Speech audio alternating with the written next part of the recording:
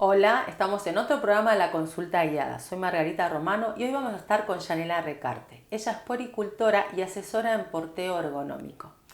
Bueno, Yanela, ¿cómo estás? Hola Margarita, muy bien, gracias. Bueno, contame qué es puericultora, de qué estamos hablando cuando hablamos de puericultura y de asesora de porteo ergonómico. Bien, las puericultoras somos profesionales de salud que acompañamos a las personas gestantes desde el embarazo y hasta el destete en lo que tiene que ver con la lactancia materna. Específicamente tenemos la mirada puesta en acompañar en todo el proceso de lactancia a la mamá y al bebé. ¿Esto es una formación de cuántos años? Es una formación depende donde uno se forme, pero Sí. en el lugar que yo lo hice, que es la AKDP, Asociación Argentina Civil de Puericultura, dura 2 años, ¿sí? Es un título no reconocido oficialmente al día de hoy, se está trabajando para poder obtener ese reconocimiento, pero bueno, hoy por hoy dura 2 años. Y ahí haces las prácticas también, ahí. Hacemos prácticas, sí, en simultáneo, en el último trayecto de la formación, hacemos prácticas, sí. ¿Y cuándo es necesario solicitar una consulta? El primer momento Sí. es el embarazo, ese es el momento ideal para hacer una primera consulta con una puericultora, como para ya empezar a trabajar sobre los miedos que pueda tener quien está gestando en relación a la lactancia, si va a tener leche, si no va a tener leche, Y qué va a eso pasar. también es parte de los cursos preparto, por ejemplo. Sí. Debería, por lo menos. Sí, es parte, dentro de los cursos de preparto que brindan las clínicas, los hospitales y demás, hay siempre una clase que está destinada a la lactancia. Pero bueno, la diferencia quizá entre un curso preparto y una consulta con una puericultora está en que en un curso preparto se abordan temas generales de lactancia en un grupo y en una consulta particular con una puericultora uno aborda especialmente sus inquietudes, sus miedos, sus historias, porque hay muchas mujeres que tienen lactancias anteriores y eso a veces genera dudas Claro. o experiencias. Y también acompañar a la madre, por ejemplo, a mí me pasó con mi hijo, yo tenía poricultora en el lugar donde tuve mis hijos, y me acompañaron en la manera de que el niño, que el bebé, que mi hijo tomara la teta, que amamantara sería. Sí. Pero bueno, tuve 2 hijos y los 2 fueron diferentes. Entonces tuve que consultar en las 2 veces cuáles son las cosas por las cuales las mujeres te preguntan. O sea, Tal cual. las dificultades que tienen las mujeres al amamantar. Sí, tal cual, cada hijo es diferente, o sea, cada experiencia de lactancia va a ser diferente, porque la mujer misma va a estar en una etapa diferente de su vida. Y las dudas más frecuentes tienen que ver con mitos de la lactancia, bueno, me quedé sin leche, o qué pasa si como tal cosa, eso va a impactar en mi bebé o no, puedo tomar tal o cual medicamento. Y después suele aparecer muchos desafíos en el posparto inmediato en lo que tiene que ver con la prendida del bebé, dolor al amamantar, grietas, situaciones de mastitis, obstrucciones mamarias. Otro punto de inflexión es la vuelta al trabajo remunerado, cuando esa mamá tiene que volver a trabajar fuera de su casa, dejar a su bebé, cómo armar el stock de leche. Y después el momento del cómo destete. sacarse leche. O sea, Sí. hay máquinas, bueno, hay un montón de cosas que nos Sí. ayudan, como guardar la leche. Claro, en una consulta de vuelta al trabajo abordamos todo lo relativo a cómo extraerse la leche, cuáles son los mejores momentos del día, con qué elemento hacerlo, si lo voy a hacer manual, si lo voy a hacer con un extractor, qué tipo de extractor usar, cómo O sea, conservar hacerlo la antes leche. de irte a trabajar o hacerlo en el trabajo. Hacerlo en el trabajo, sí vemos, por ejemplo, cuánto tiempo esa mamá va a estar fuera de su casa, entonces cuántas veces va a necesitar extraerse en el trabajo, qué posibilidades reales va a tener de hacerlo, porque la realidad hoy en día es que no están dadas las condiciones para que las O mujeres... sea, no hay un lugar específico. no Algunas hay lo hacen lactarios. en el baño, que es una barbaridad. Y, por ejemplo, yo, como soy odontóloga, me cerraba en un consultorio y ahí podía hacer, o tenía una oficina donde podía Tal hacerlo. cual. Así que eso es un tema Sí. a rever también en los lugares donde hay madres que... Sí, es un tema súper importante, de hecho fue el lema de esta Semana Mundial de la Lactancia que fue ahora en agosto, tuvo que ver con esto, ¿no? Con las condiciones en que las mujeres vuelven a trabajar y están amamantando, cómo lo hacen, en qué lugar, necesitan intimidad y necesitan tener, además de intimidad, un ambiente cálido y preparado, el apoyo de sus pares y de sus Claro. jefes o jefas en el trabajo, porque hay muchas mujeres que demoran la extracción en el horario laboral porque no quieren retirarse, porque qué van a decir y qué van a pensar. Y la realidad es que el cuerpo habla, ¿sí? Sí, Entonces cuando tenemos las manchas, Sí, que hay unos cubrepezones, que es una incomodidad. Y durante la bajada de la leche, o sea, el primer momento, ¿eso cuánto pasa desde que tenés el bebé, el parto, a la bajada de la leche? ¿Y influye si es un parto natural o es una cesárea? La bajada de la leche ocurre generalmente, si todo va bien, de acuerdo a lo esperado, entre las 3 días, entre el tercer, cuarto, quinto día posparto, como tarde, ¿no? Digamos. Sí. Lo que tiene que ver la influencia del parto, si es un parto natural o es una cesárea, es un parto vaginal o una cesárea, es más que nada incide la separación que pueda tener esa mamá con ese bebé. La realidad es que la bajada de la leche se va a producir, ¿sí? Tarde, un poquito más tarde Un poquito o tempranamente. Tiene que ver con el contacto, con si esa mamá enseguida puede estar en contacto con su bebé, que haya una puesta al pecho inmediata después del nacimiento, ¿sí? Pero no tiene que ver con la forma de nacer propiamente dicha, sino con los protocolos médicos, ¿sí? Que van a impactar en un parto. Generalmente la mujer está receptiva con su bebé más rápidamente que en una cesárea. Bueno, ahora vamos a una pausa y te voy a preguntar sobre el calostro. ¿Qué es el calostro? Ya volvemos.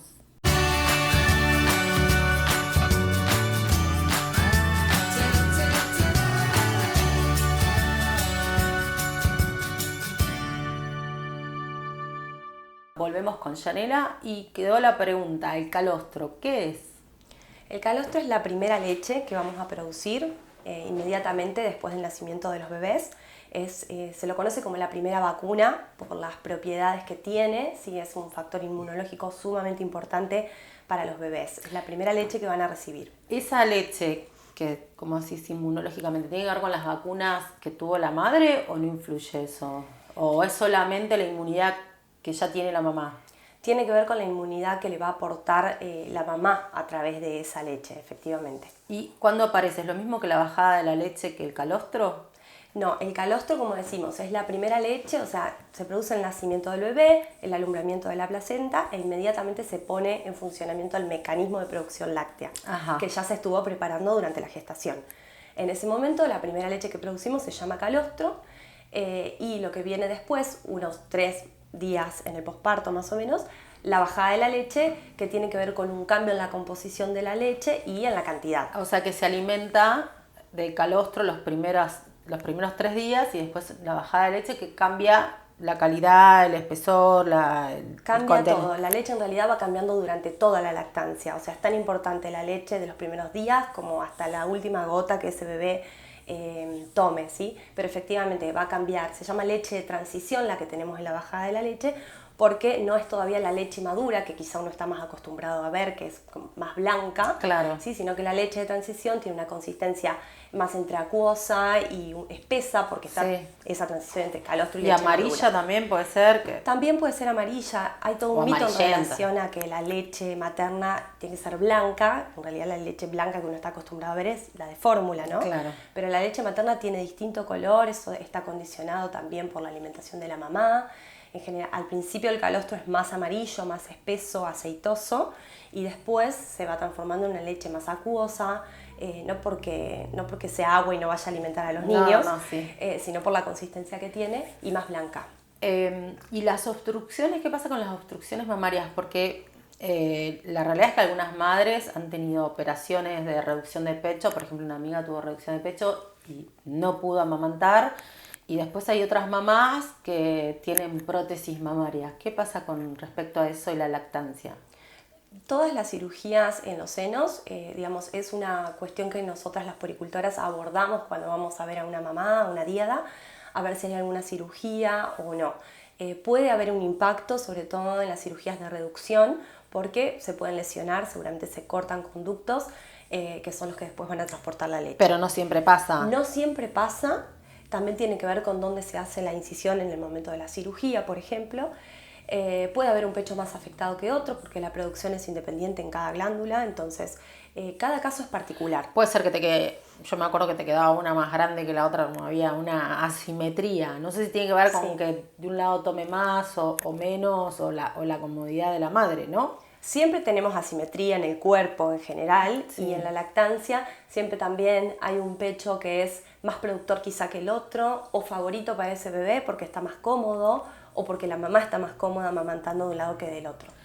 Y bueno, está la formación del pezón, que es necesaria, que a veces no se cumple, o sea, no se logra, que entiendo que hay pezoneras.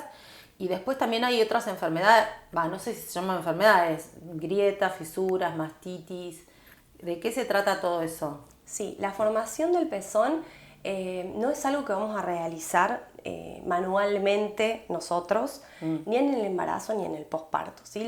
Nosotros los pezones no los tocamos hasta que ese bebé nace, se acopla al pecho y ahí se observa. Si hay algún tipo de dificultad, vemos si tiene que ver con la forma del pezón de la mamá, con la boca del bebé, porque la lactancia es cosa de dos, de ese acople. Es un binomio, digamos. Es un binomio. Es una pareja. Sí, exacto. Entonces no vamos a hacer ninguna cosa rara en el pezón hasta ver qué pasa. La pezonera, como vos mencionaste, es un recurso que usamos en los casos donde hay alguna dificultad en el acople que está relacionada a la forma, al tamaño del pezón de la mamá o alguna dificultad en la boca del bebé, como puede ser una anquiloglosia, que es un frenillo sublingual corto. Claro, eso como odontóloga recomiendo siempre yo cortarlo lo antes, porque así evitás la bajada de peso brusca, ¿no es cierto? Porque deja de alimentarse. Efectivamente, es una recomendación. Y no duele, que... o sea, es algo... No, para el bebé sencillo. es algo, siempre se dice, es como ponerle los aritos, en el caso de los bebés que se les ponen aritos, digamos, es algo de ese tipo. Claro. Es algo breve, la frenectomía es algo breve. Es rápida. Es rápida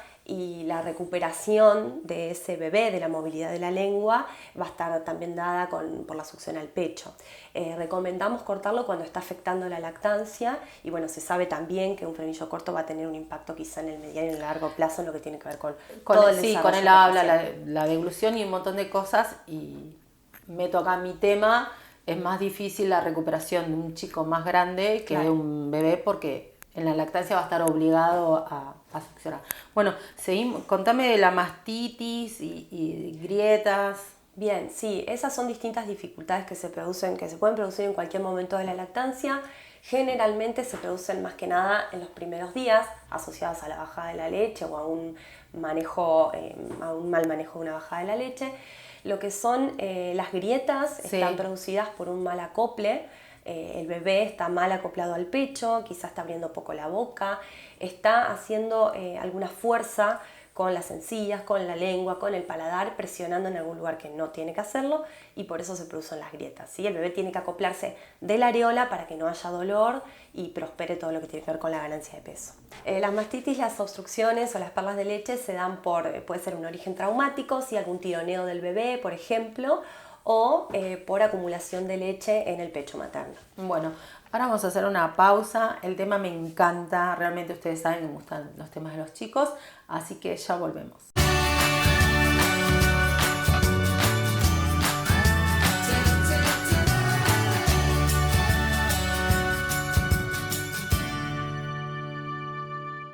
Seguimos con Yanela y ¿es lo mismo la posición de un bebé que otro para amamantar? Por ejemplo, acostado, sentado. Contanos un poquito de eso. Si influye en el reflujo. Sí, las posiciones son importantes, son un recurso que usamos las puericultoras cuando abordamos el acompañamiento de una diada, porque no solamente tienen que ver con la comodidad de esa mamá y de ese bebé, sino que nos ayudan a trabajar algunas dificultades que puede haber en la lactancia, como por ejemplo esto que vos decís, el reflujo, quizá hay un reflejo de eyección muy fuerte. El reflejo de eyección es la salida de la leche, ¿no? Sí, que sale, en algunos casos sale con mucha fuerza, entonces un cambio de posición puede ayudar a que ese bebé pueda gestionar mejor la deglución de esa leche, ¿sí? También en casos donde bebés que nacen con tortícolis y quizás están incómodos de un lado o en una posición, cambiar la posición nos puede ayudar. Bueno, eso que acabas de decir es importante, lo del tortícolis. Yo me he enterado como que abuelas le han dicho a la hija, mirá que está medio torcido, y como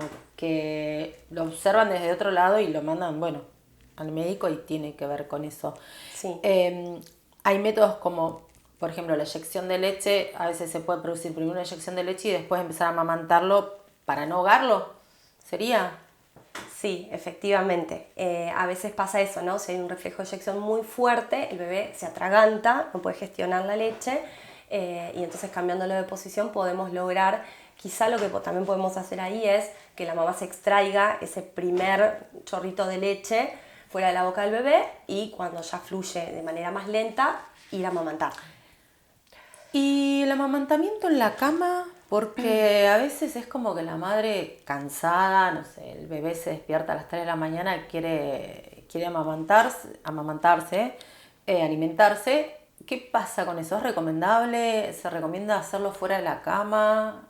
No, la posición en la cama, digamos, la posición de amamantar en la cama es una posición muy cómoda para las mamás que Sí. se sienten a gusto así. Sí se recomienda, no hay ninguna dificultad, teniendo las pautas de seguridad. Y también ahí cuando hablamos de amamantar en la cama, hablamos de lo que son las pautas de colecho seguro, ¿sí? Sí. Ese bebé que va a dormir en la cama con su mamá, con su papá, con los acompañantes, que esté seguro, que se tomen todas las pautas para que no se lo cubra con ninguna manta, si una se queda dormida, no caerse obviamente sobre el bebé. Sí. Vienen unas cunas que como que se aproximan a la cama grande. Las digamos. cunas de colecho, esas son muy útiles porque uno lo tiene incorporado pero en su propio espacio, entonces podemos amamantar y deslizarlo porque a veces nos pasa que no entramos todos. no entramos todos o el bebé se durmió y yo sé que si lo muevo se va a despertar. Entonces esas cunas son un buen recurso para... Y las madres que empiezan a trabajar, porque hay veces que tenemos 45 días de licencia, otras pueden tomarse 3 meses, otros toman 6, y hay otras, como yo, que a los 20 días estaba trabajando. ¿Cómo es eso del armado del stock de leche, la extracción y todo eso? Bueno, ese es un tema súper importante que tiene que ver ya con políticas públicas, incluso, ¿no? No podemos, la Organización Mundial de la Salud recomienda el amamantamiento exclusivo hasta los 6 meses, sí. Pero las mamás tienen que volver a trabajar a los 2-3 meses, entonces se vuelve casi incompatible, sí. O muy cuesta arriba, ¿no? Se puede lograr, pero bueno, la mamá va a tener doble trabajo, triple. Sí. Ir a trabajar, estar en su casa, amamantar a su hijo, extraerse leche, conservarla, rotularla, administrársela al bebé, que alguien se la administre, sacarse leche en el trabajo para seguir haciendo circular el stock de leche, ¿no? Y que no se nos agote. Así que ese es un tema súper importante para abordar desde las políticas públicas. Claro, cuando estuvo la semana de la lactancia materna y se habla mucho de eso, pero no se habla de la lactancia en el trabajo, digamos, o sea, te están diciendo, haciendo propaganda para la lactancia, pero no hay ninguna, por ahora, política pública para lograr eso. Claro, se está trabajando en Argentina, se está trabajando en lo que es la modificación de las licencias tanto por maternidad como por paternidad, porque para que también los papás puedan hacer ese acompañamiento, ese sostén, porque sostener una lactancia exclusiva durante 6 meses, digamos, es un esfuerzo. Es un trabajo. Es un trabajo, claro, es un esfuerzo que muchas mujeres lo hacen a gusto, digamos, siempre tiene que haber deseo sí, de por medio para poder sostenerlo, pero es un trabajo. Bueno, ¿y qué pasa con las madres que no quieren la lactancia? O sea, yo creo que para mí fue un placer amamantar a mis hijos, pero hay mujeres que realmente lo sufren y capaz que hacen un esfuerzo hasta los 3 meses y dejan. Hay fórmulas, sé que las fórmulas, por ejemplo, no se puede hacer propaganda de fórmulas para promover la lactancia, pero ¿qué pasa con esas cosas? ¿Son seguras, son inseguras? ¿Hay una manera específica de la mamadera? Sí, por supuesto, como dije antes, la lactancia tiene que estar mediada por el deseo, o sea, es una mamá que tiene que desear amamantar el tiempo que lo desea hacer y que lo pueda hacer, porque a veces también pasa que hay deseo y no es posible por alguna razón, ¿no? Entonces, eso tiene que estar. Y cuando no hay deseo, está la posibilidad... A veces, perdón, ¿no? Que te interrumpa, a veces no tiene que ver con el deseo, sino, por ejemplo, una mujer con depresión postparto, una depresión grave y tiene que empezar a tomar alguna medicación. no puede amamantar, digamos. Claro, por eso, tiene que estar el deseo y también la posibilidad, ¿no? Las dos cosas. Lo que tiene que ver con la medicación es muy interesante saber que hoy por hoy hay muchas medicaciones alternativas que son compatibles con la lactancia. Es buenísimo. Entonces, si yo estoy amamantando y tengo que tomar cualquier tipo de medicación, se lo tengo que hacer saber a mi médico para que busque aquel medicamento que es compatible con la lactancia. Hay una página que es e-lactancia a nivel internacional, es ahí donde se chequea si los medicamentos que estoy consumiendo son compatibles o no. Y hablamos de las mamaderas específicas, mamadera y chupete, es un tema. Sí, son un tema. Si una desea amamantar, siempre sugerimos no incorporar ninguna tetina hasta que la lactancia esté establecida, que generalmente se da entre los primeros 10 o 15 días. Hablamos de lactancias establecidas cuando es un bebé que gana peso, acorde a lo esperado, y una mamá que no tiene dolor ni dificultades. Ahí se pueden hacer las incorporaciones de tetinas, el chupete para calmar lo que tiene que ver con la succión afectiva o no nutritiva. Claro. Bueno, la verdad me encanta el tema, espero que pueda hacerse políticas públicas y también privadas y que se incorpore este tema porque es importantísimo para acompañar a la madre y al bebé. Bueno, muchas gracias, Yanela. Gracias a vos. Bueno, espero que les haya gustado este programa tanto como me gustó a mí el tema. Nos vemos en el próximo programa de la consulta guiada.